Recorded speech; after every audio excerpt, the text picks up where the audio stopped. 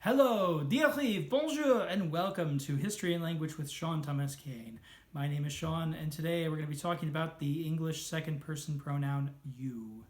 English is a tricky language. It has had so many influences and developed so many dialects and variations over the past millennium and a half that it has existed that are not just influenced by geography, society, economics, or religion, but a big mix of all four and many more. Now, my English can be officially designated as Inland Northern American English, which roughly corresponds to the Great Lakes region going west to the Dakotas and somewhat south to cities like St. Louis and Kansas City, where it runs headlong into Midland American English and Southern American English. Yet my English also has been heavily influenced by a sizable list of other European languages, brought to my home region, the Midwest, by generations of immigrants, including my own ancestors. Whether it be the slightly more Minnesota, Wisconsin, Ontario O sounds that I use in go and sorry, which I've noticed sounds awfully similar to the Swedish å, while the addition of a y sound in any word starting with a hard consonant, followed by an a or an e, such as in cart, which I heard in Cardiff, Wales, though I've recently read that it may also come from the Dutch spoken in New Netherlands, modern-day New York, in the 17th century. Now then, there's the more recent influences into my English. From my loving adoption of the old Yiddish curse words, especially the word schmuck, to how I was told that I inadvertently used the word utilize far more ever since I started learning French. Utiliser is French for use. One especially confusing thing about English is the second person pronoun, of which there's only one, you.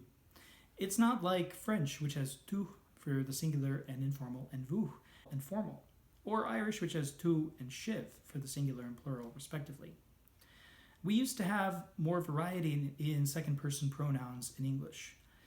Now, I studied the early 16th century and spend my working days reading manuscripts and books written in early modern English.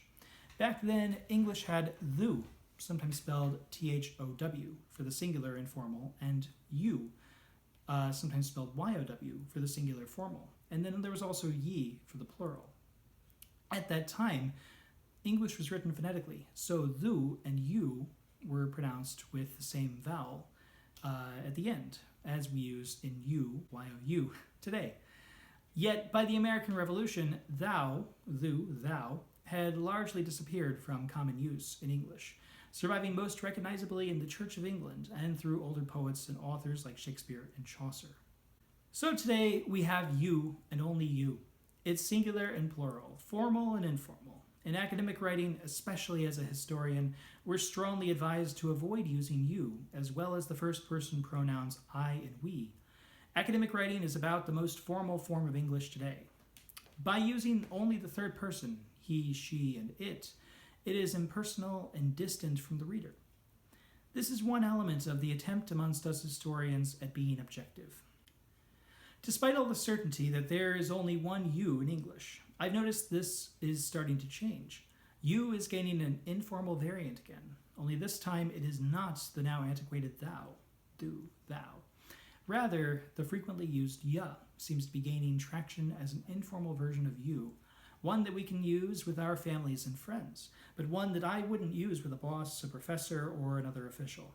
I'll often hear people greet their friends with, "Hey, how are you doing?" Or even more informally, "Hey, how you doing?" So is this a permanent change in English? Will generations future learn in their English classes that they must use you in all with their teachers and ya with their friends? Or will ya fade away like thou and thee have gone before it?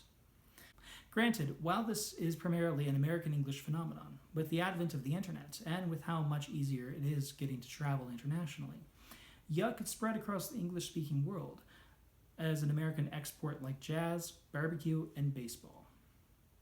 But what do you think? Do you use you in all cases? Is there a different type of you that you use in your own dialect of English? And if you are learning English or speak another language as your first language, how do English pronouns differ from those of your own language? And does your native language influence your English? Let me know in the comments section below. Thank you very much. Merci beaucoup, and have a good day.